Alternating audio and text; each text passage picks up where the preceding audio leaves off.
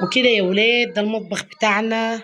فرشنا الترابيزة وعلقنا الفوانيس وفرعة النور بالشكل ده. ايه رأيكم؟ وده كده، ودي هنا سلة كنت جايباها عملتها للعيش عياشة كده هنا. يا رب يكون المطبخ بتاعي عجبكم كده وأبهركم يا أجمل وأحلى اخوات. صلوا على الحبيب قلبكم يطيب. وفرشنا الحافظة وبقى بالشكل ده. صلوا على الحبيب قلبكم يطيب يا اجمل واحلى اخوات. لا اله الا الله، لا حول ولا قوه الا بالله العلي العظيم. كل سنه وانتم طيبين بيدوم شهر الخير، شهر البركه، يتعاد عليكم وعلينا بالحب والخير يا اجمل واحلى عيله. وده كان اللوك النهائي لمطبخ. ايه رايكم؟ قولوا لي بقى في التعليقات تحت، عجبكم عجبكم اللوك اللي انا عملته ولا لا؟ يلا بينا. يلا يا ولاد، ده المشتريات بتاعتي هبدأ جبتها هنا المطبخ عشان ابدأ ارصها وارصها معاكم. وهنبدأ ونقضي يوم جميل كده من داخل المطبخ وتجهيز المطبخ، ونعلق زينة رمضان. كل سنة وانتم طيبين. ودي مشترياتنا البسيطة اللي احنا جبناها معاكم، اللي انتوا هتشوفوها بأمر الله. يلا كل سنة وانتم طيبين، ونشوف هنعمل ايه يا أجمل وأحلى اخوات. ما تنسيش تصلي على رسولنا الكريم. اللهم صل وسلم وبارك عليك يا حبيبي ويا شفيعي يا رسول الله. لايك يا حلوة انت وهي. في بداية الكلام نصلي على حبيبنا وشفيعنا رسول الله محمد. يلا كده يا حلوة انت وهي. اتنشطي مع ام علي. انا كده، ده المشتريات اللي انا جبتها قبل رمضان بيوم، وكنت لسه ما رصيتهاش. بدأت كده ان انا ارصها في دولاب الخزين بتاعي. دي كده النملية بتاعتكم، عارفين يعني ايه في كل بيت مصري كده كان في حاجة اسمها النملية زمان كده. هي دي النملية، دي نملية امي الله يرحمها رحمة الله عليها. فبدأت كده ان انا ارص، افضل العدس واحط كل حاجة في مكانها. دي برطمانات العدس والشعرية والدقيق والنشا، وارص كل حاجة عشان تبقى جنب ايدي وانا بستعملها. وارص المكرونات. دي كده علبة انا بحط فيها الفانيليا والبيكنج باودر والخميرة واي حاجة ايه من الصغيرة اللي انا بجيبها دي.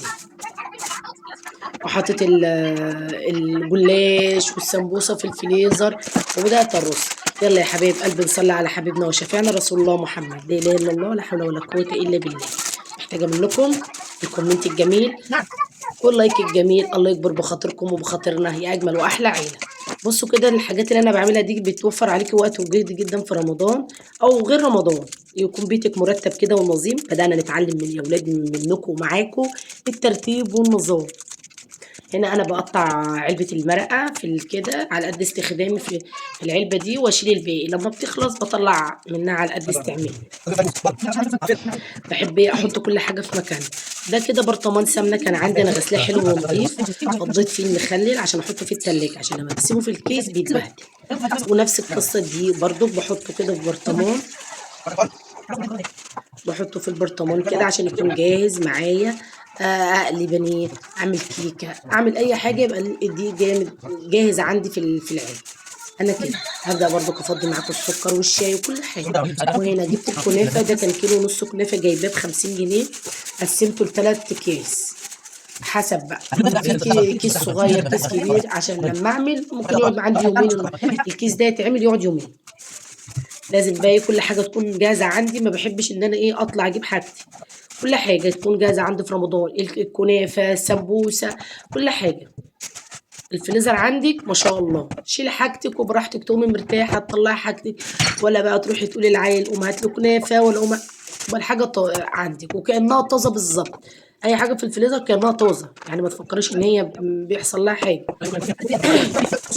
بصوا العلبه اللي انا جايباها شاريها دي عجبتني جدا. ان شاء الله لما انزل هشتري منها تاني. عجبتني. احط فيها التمر، تحطي فيها لب، تحطي فيها سوداني. جميله جدا وتكون الحاجه جاهزه. هنا برضو ده اللحمه، بدات اقطع اللحمه عشان اقطعها على اطباق برضو واشيلها في الفريزر. دي قسم اللحوم لشهر رمضان. عملتهم 4 اطباق، دول 2 كيلو وربع، باين 2 كيلو تقريبا، 2 كيلو. قطعتهم كده، عملت الطبق على 6 حتت. احنا 4 افراد. عملت الطبق على 6 حتت. ربما يكون حد دخل علينا، ربما حد يفطر معانا فياخد معانا برضك او ياكل معانا. كل سنه وانتم طيبين. قولوا لي انتوا بقى بتقسموا ميزانيه اطباقكم قد ايه بعدد افرادكم، كل واحد حته كل واحد حتتين. انا بعمل كده لان بطبخ الطبيخ يوم بيوم بيكون طازه عندي. مثلا طبخت النهارده فراخ، بكره لحمه، بكره بانيه، نفس القصه. كل سنه وانتم طيبين يا احلى واجمل اخوات. ينعاد عليكم وعلينا شهر الخير بالخير يا رب العالمين، ويجعلكم دايما تعملوا خير وتعطوا الخير، وكل الامم العربيه يا رب العالمين في سلامه وامن. اهو انا كده قطعت وحطيت في كل حته ايه حته دي ايه دهن ملبسه كده، عشان انا ما بحبش اكل اللحمه حمرا، ما اعرفش اكل اللحمه حمرا، لكن اولادي بيحبوا اللحمه الحمرا. وهنا بقى بصوا بقى، جبت اطباق وقسمت النص كيلو. انا جايبه الكيس على نص كيلو، عملت فاصل بين كل يعني ربع وربع كده، عشان لو عايزه حته لحمه مفرومه صغيره اعرف اشيلها، ما يعذبنيش كده، يتخلي معايا بسهوله. يعني لما اجي اطلعه هيتخلي معايا بسهوله جدا. يعني قسمت الطبق كل ربع وربع. ايه رايكم في الفكره دي؟ بدل ما اقطع الكيس واعمل يبقى كل حاجه جاهزه، اطلع الكيس اخد وارجعه تاني. كده عملت قسمت الكميه اللي معايا اهو زي ما انتم شايفين، ومسحت الرخامه ووضبطها علشان ايه، نجهز بقى لفرش آه الفرش ايه، فرش المطبخ بتاعنا بقى، وحطينا بقى فانوس رمضان وزينة رمضان. كل واحد يا ولاد يفرح بيته على قد امكانياته وعلى قد تكلفته. دي حاجة بسيطة كده حسستنا بشهر رمضان الفرحة وكل شيء جميل. كل سنة وانتم طيبين، ينعاد عليكم الخير والأمن والأمان يا أجمل وأحلى إخوات. ده بقى إيه مشترياتي برضك بتاعت الفراخ، بس أنا كنت عاملاها في يوم قبل ده، فبرضك حبيت أوريكم إن أنا كنت جايبة هنا فرختين وبانيه. كنت جايبة بصراحة هنا 4 فرخات، فعملت فرختين وقطعت الفرختين التانية بانيه ودبابيس، وخدت الأجنحة وعملت منهم شاورمة فراخ، أو زي ما أنا كده بوريكم. صلوا على الحبيب قلبكم يطيب كده. أنا كاتبة عليه عشان أبقى عارفة إن دي بانيه، دي تتبيلة فراخ، دي شاورما، دي فراخ متبلة، زي ما انتوا شايفين يا ولاد. صلوا على الحبيب قلبكم يطيب يا أجمل وأحلى إخوات. وهنا بدأت أحط بقية الحاجة بتاعت البيت بتاعت المطبخ. انا حبيت احط لكم المقطع بتاع الفراخ عشان كله يكون ايه مع بعض.